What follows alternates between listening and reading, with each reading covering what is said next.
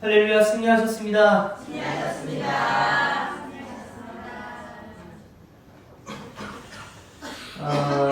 오늘 말씀을 최대한 짧게 좀 잘 해보려고 합니다. 그래봤자 여러분들 하는 거 준비하는 거다 보면 될 것 같긴 해요. 오늘은 5번째 예수님의 질문, 왜들 무서워하느냐라고 하는 그 질문. 여러분들 혹시 절망, 그리고 두려움, 어떤 낙심, 환난 가운데에서 이제 그만들 무서워하시고 하나님 앞에 당당함으로 나아갈 수 있게 되시고 또 그 두려움 앞에 당당하게 설 수 있게 되시기를 예수의 이름으로 간절히 축복합니다. 예수님께서 갈릴리 사람들이 이렇게 막 모여들었잖아요. 예수님의 주 무대가 갈릴리셨기 때문에 주로 갈릴리 사람들이 많이 모여들었습니다. 그래서 이제 예수님께서 그들에게 천국 복음에 대해서 말씀을 전하시고 나서 보니까 예수님께서 어떤 이유였는지는 모르겠어요. 왜 이 호수 반대편으로 건너가시려고 하는지는 모르겠지만 뭐 쉬시려고 하는 그런 목적이 있으셨는지 아니면 그 반대편에 어떤 다른 누군가를 만나려고 하는 목적이 있으셨는지 그 목적까지는 우리가 자세하게는 알 수 없지만 어찌됐든 간에 그 호수가에 정박되어져 있는 배에 예수님과 예수님의 12 제자들이 타시고 그 다음에 그 배를 타고 반대편 호수로 넘어가게 되어지는 그 장면의 배경이 오늘 말씀의 배경이 되어집니다. 예수님의 12 제자들 중에서요, 우리가 그 성경의 기록을 놓고 보면 12명의 제자들 중에서 직업이 공개되어져 있는 사람들 중에 어부라고 하는 직업을 가지고 있는 사람이 총 4명이 있었습니다. 누구냐면 베드로, 안드레, 야고보, 요한. 요 4명의 사람들은 다 어부 출신인 거예요. 그들의 주 활동 무대가 어디냐면 갈릴리 바다입니다. 그래서 갈릴리 바다에서 나고 자랐고 거기가 그들의 일터이고 그것이 곧 그들의 놀이터였음에도 불구하고 오늘 예수님과 함께 배를 타고 이 호수 반대편으로 건너가는 그 과정 가운데서 그들이 지금까지 만나보지 못했고 경험해보지 못한 어마어마한 풍랑을 만나게 되어진 장면이 오늘의 이제 이야기가 되어집니다.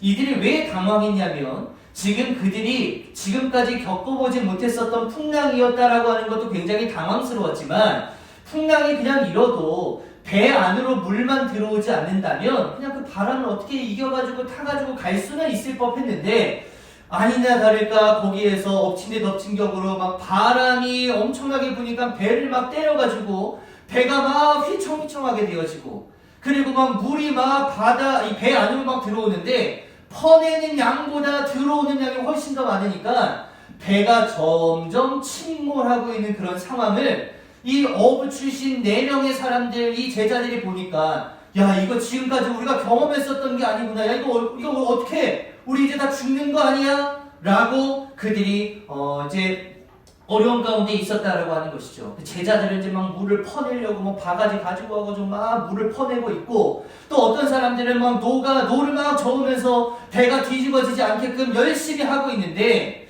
그들의 상황과는 전혀 맞지 않는 한 사람의 모습이 저쪽에 보이기 시작하는 겁니다. 마치 다른 공간에 있는 것처럼 보이고 그분은 마치 이것에 전혀 영향을 받고 있지 않는 것처럼 아주 평온하게 그 장소에 있는 한 사람을 발견하게 되는 거예요. 이 제자들이 진짜 놀란 건 뭐냐면 풍랑이 일고 비바람이 막 치기 시작하는데 거기에서 하늘에서는 또 천둥과 번개의 소리가 막 우르르 쾅쾅하면서 이제 막 그 배를 막 때리기 시작하고 바다를 막 때리기 시작하는데 그 소리가 놀라웠던 게 아니에요. 이 제자들이 가만히 듣고 보니까 그들이 깜짝 놀란 소리가 거기에 있었던 겁니다.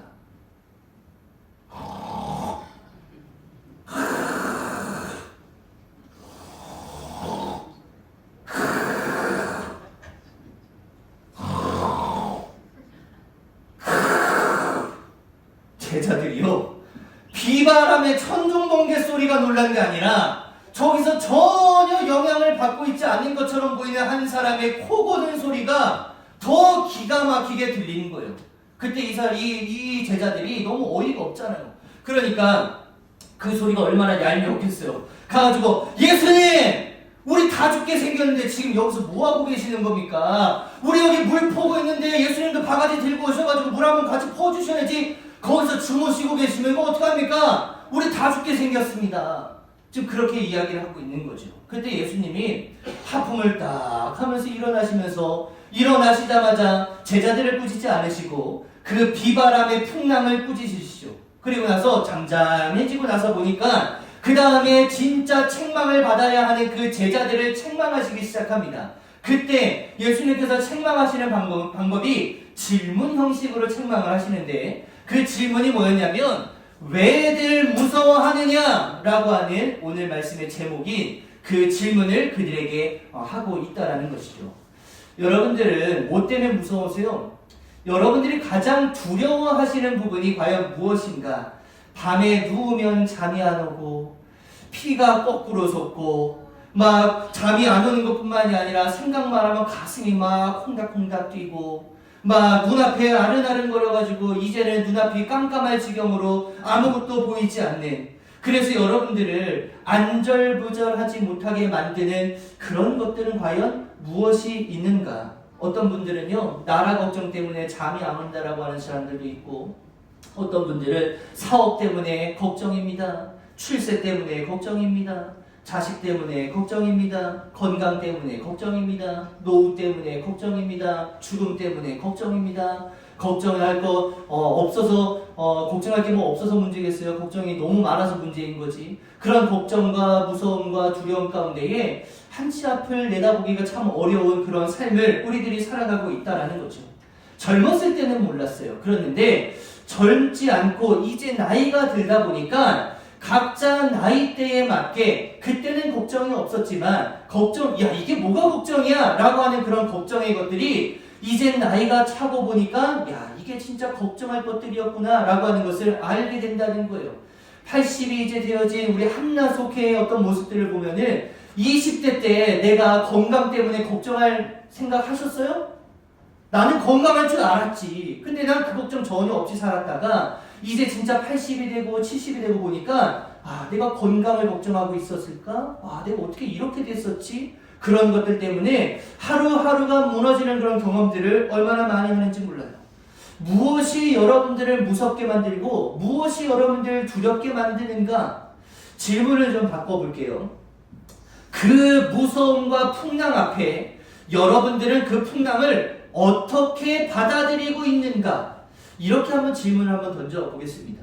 무슨 풍랑이냐가 중요한 게 아니라 그 풍랑이 나에게 왔을 때 나는 그것을 어떻게 대처하고 있느냐라고 하는 질문이에요. 풍랑이 앞으로 여러분들 가운데 더 있을 것 같아요? 없을 것 같아요? 있어요? 없어요? 앞으로도 너무나도 많이 있을 거죠. 만약에 인생을 사는데 풍랑이 없을 겁니다 라고 하는 분들이거나 나는 지금까지 살면서 풍랑 한 번도 없었습니다 라고 손 한번 들어보실래요? 아무도 못 드실 겁니다. 만약에 그런 분들 있으시면은 저도 비법 좀 알려주세요. 그분들의 어떤 비법이라면 풍랑이 다 피해갈 수 있겠죠. 그런데 풍랑이라고 하는 건 있느냐 없느냐 해서 없을 때는 평강 가운데 있고 있을 때는 좌절하면서 우리가 경험하면서 그렇게 걸어가는 게 아니라 어쩌면 더 중요한 건 뭐냐면 앞으로 풍랑이 와도 풍랑 앞에서 우리가 어떠한 자세를 취할 것이냐, 이게 훨씬 더 우리에겐 중요한 요인이 되어질 것이다 라고 하는 겁니다. 우리가 무엇을 무서워하는 것보다 더 중요한 건 그 무서운 대상 앞에서 보여줄 수 있는 우리의 태도가 훨씬 중요한 거예요. 그래서 제가 여러분들에게 몇 가지 좀 알려드리려고 합니다. 심리학적으로 말이에요. 두려움이라고 하는 것은 절대로 나쁜 감정이 아니라고 심리학적으로 이야기를 합니다. 사람의 마음에 두려움이라고 하는 것이 어떻게 작용하냐면 자기를 방어하는 것, 자기를 보호하기 위해서 반드시 이 두려움이라고 하는 게 작용되어야만 한다라고 이야기하고 있다라는 겁니다. 사진을 한번 볼까요? 요 다음 거요. 예를 들어서 여러분들이 이 절벽 끝자락에 서 있는 사람이 만약에 여러분이라고 한번 생각을 해보세요. 자, 이제 그 앞에 딱 서 있습니다. 이게 얼마나 무서운 상황이에요. 우리나라 같으면 이 가드레일 다 쳐가지고 여기 넘어가지 못하게 만들어 놓겠지만 외국 같은 경우는 이거 가드레일 쳐놓지도 않고 그냥 이렇게 해놓는단 말이에요.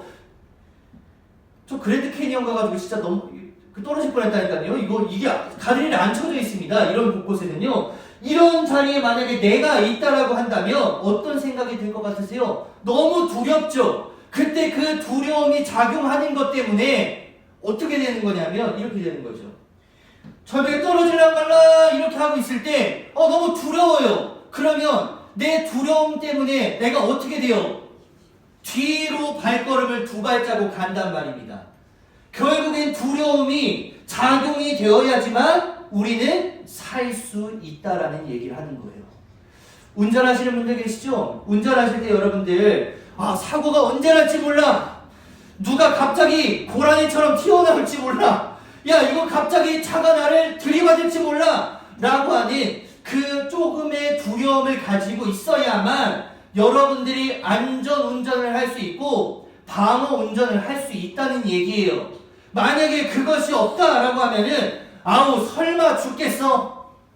설마 사람이 튀어나오겠어? 나는 설마 사람이 튀어나도 내 기가 막힌 반사신경으로 나는 브레이크를 확 밟을 수 있어 라고 하는 자신만만함으로 그거를 덤비다가는 결국에 그 설마가 어떻게 되는 거예요? 사람을 잡는다는 얘기를 하는 겁니다.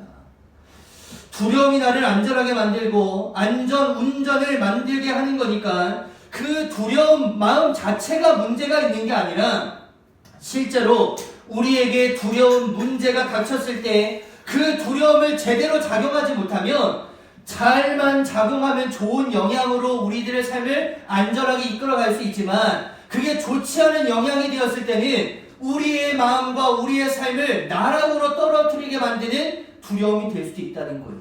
그러니까 두려움이 2가지 측면인 거죠. 두려움을 잘 사용하면 좋은 길로 갈 것이고 두려움을 나쁘게 사용하면 안 좋은 길로 갈 것이고 예를 다시 한번 들어볼게요. 나는 운전하다가 사고가 나서 죽고 말 거야. 나는 운전하다가 누군가가 튀어나와서 그 사람을 치게 되고 나는 감옥에 가게 될 거야 라고 하는 그런 두려움이 만약에 여러분들을 압도하고 여러분들의 손발을 묶어놓는다 하면은 여러분들 절대로 죽을 때까지 운전 못합니다. 왜냐하면 그 두려움이 나를 압도해버렸기 때문이에요. 난 산에 갈 때 내가 산인 비탈에서 미끄러져가지고 나는 낭떠러지로 떨어져서 죽을 거야 라고 하는 사람은 그 두려움이 나를 사로잡았기 때문에 죽었다 깨어나도 여기 고산공원 절대로 못 올라갑니다. 그렇게 되는 거예요. 나는 들을 갈 때 내가 미끄러져가지고 논두렁에 그렇게 처박혀가지고 귀부터 떨어져서 귀에 진흙이 막 들어와가지고 나는 앞으로 귀에가 못 듣게 될 거야. 이런 쓸데없는 걱정, 이런 쓸데없는 걱정을 만약에 하게 되어지고 그 걱정이 결국에 나를 사로잡게 되어지면은 내가 죽었다 깨어나도 집 밖으로 못 나가고 히키코모리의 인생을 살 수밖에 없다라는 얘기예요. 너무나도 자연스러운 겁니다. 여러분들 풍랑 안에서 두려워하고 있는 떨고 있는 그 제자들이 잘못됐다라는 얘기가 아니에요. 충분히 떨 수 있고 충분히 두려움 가운데 사로잡힐 수 있는 그런 상황이었었던 거예요. 그렇지만 그 풍랑 앞에서 그 풍랑을 대하는 자세가 어떤지 두려움에 압도되어서 거기에 무너지는 인생이었는지 아니면 그 풍랑 앞에서 오히려 그것을 나의 유익으로 삼아서 승화시키는 인생을 살아갔는지 이 제자들이 그 안에서 그것을 선택해야만 했다라고 하는 겁니다. 어떤 사람은요, 풍랑이 일어났을 때 두려움에 휩싸여 버려서 그 풍랑 앞에서 아무것도 하지 못하고 그 풍랑의 두려움이 나를 해롭게 만들지만 어떤 사람은요, 그 풍랑에 오히려 배를 띄우는 사람이 있다는 거예요. 그 배를 띄움으로 인해서 그 두려움을 정면 돌파하는 겁니다.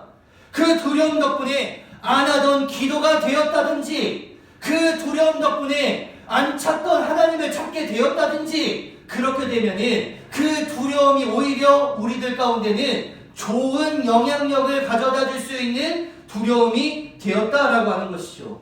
오히려 두려움 때문에 우리가 주저앉고 쓰러지는 인생이 아니라 그래 이 두려움을 가지고 한번 정면 승부해보자라고 담대하게 나아갔었던 그 사람들은 주님께 가까이 더 가게 만들었고 더 많이 하나님을 찾게 만드는 두려움이었기 때문에 우리가 이것을 봤을 때 두려움을 그냥 문제를 바라볼 것이 아니라 이 문제를 어떻게 하면 하나님께 더 가까이 나아갈 수 있는 도구로 사용할 수 있을까? 어떻게 하면 이것이 나에게 유익이 되어질 수 있을까? 어떻게 하면 이걸 가지고 내 장점으로 삼아서 이것을 하나님 앞에 나아갈 수 있는 나에게는 추진력으로 만들 수 있을까?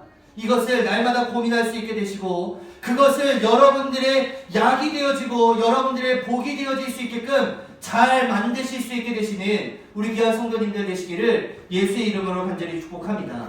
그래서 풍랑을 주님께 더 가까이 더 빠르게 나아가도록 만드는 그 추진력으로 사용할 수 있게 되시기를 예수의 이름으로 간절히 축복합니다. 찬송가에 이런 찬송가가 있거든요. 373장 우리 가사 한번 보여주실래요? 어떡하지? 이 찬양 여러분들 잘 아시려나 모르겠네요. D 한 번만 잡아주세요. 처음. 큰 물결이 일어나 나 쉬지 못하나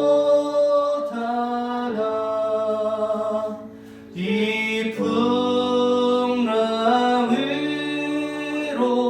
인하여 더 빨리 갑니다.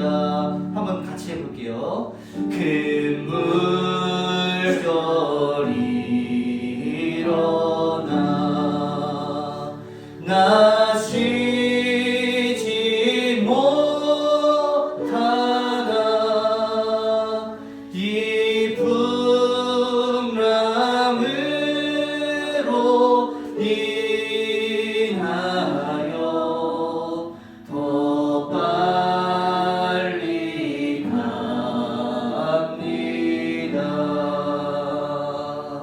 이 찬양 여러분들 잘 아시는 찬양이잖아요. 따라서 풍랑은 앞으로도 계속 일어날 것이지만 이제는 풍랑이 없게 해달라고 하는 이런 좀 수준 낮은 기도의 제목 말고 풍랑은 언제나 우리들 가운데 있을 것이기 때문에 그 풍랑이 나에게 약이 되어지고 능력이 되어지고 체험이 되어지고 간증이 되어지고 기적이 되어질 수 있는 그런 놀라운 주인공들 다 되어지시기를 예수의 이름으로 간절히 축복합니다. 예수님께서 풍랑을 꾸짖으신 다음에 제자들을 먼저 제자들을 이제 꾸짖으시는데 그들에게 왜들 걱정하느냐, 왜들 무서워하느냐, 아니 도대체 무서워할 이유가 뭐가 있는 거야? 아니 도대체 두려워할 이유가 도대체 뭐가 있는 거야? 라고 그렇게 호통을 치신 다음에 그 다음에 이어서 그들이 가진 두려움의 이유를 예수님께서 설명을 하시는데 여러분들 40절 말씀 가지고 계신 거 보세요. 40절에 하반절에 이렇게 나오죠. 아직도 믿음이 없느냐? 이것이 두려움의 원인이었다는 겁니다. 이들이 풍랑 앞에서 두려웠었던 이유는 풍랑이 커서 두려운 게 아니라 무엇이 없어서 두려운 거예요? 믿음이 없어서 두려운 거였다라고 그들을 진단하시는 거예요. 믿음이 없어서 무서운 것이지 풍랑이 커서 무서운 게 아니었다라는 겁니다. 그러면 반대로 이렇게 이야기할 수 있죠. 믿음만 있으면 풍랑은 두려워할 존재예요, 아니에요? 아니라고 하는 것을 여기서 다시 한번 이야기할 수 있다라고 하는 겁니다. 풍랑을 풍랑으로 보지 않을 수 있는 그런 믿음의 소유자들 다 되어주시기를 예수의 이름으로 간절히 축복합니다. 풍랑이 당장 나를 집어삼킬 것 같고 나를 무너뜨릴 것 같아 보이지만 우리는 그 현상을 바라볼 게 아니라 어떻게 이 풍랑을 사용해서 예수님에게로 더 가까이 갈 수 있을까? 내가 이 믿음을 가지고 이 풍랑을 바라보며 이 풍랑을 어떻게 해석해서 이 풍랑을 가지고 어떻게 하면 구원의 길로 더 빠르게 나아갈 수 있을까? 이것을 고민하면서 나아갈 수 있어야 하는 것이 우리 제자된 삶이 바로 그런 삶이라고 하는 겁니다. 그러면 예수님께서 제자들에게 아직도 믿음이 없느냐라고 책망하셨을 때에 제자들에게는 그럼 무슨 믿음이 필요했었던 것일까? 그들도 나름 믿음이 있었기 때문에 예수님을 졸졸 따라왔겠죠. 근데 정작 그들에게 아직도 믿음이 없어? 라고 하는 그 책망 가운데에 그들이 필요했었던 믿음은 무엇이었는지. 아, 풍랑을 만났을 때 이런 믿음만 있으면 우리가 풍랑을 두려워하지 않을 수 있고 우리는 그 풍랑을 오히려 우리의 유익으로 삼을 수 있는 거구나. 어떤 믿음인지 다음 주에 같이 나누도록 하겠습니다.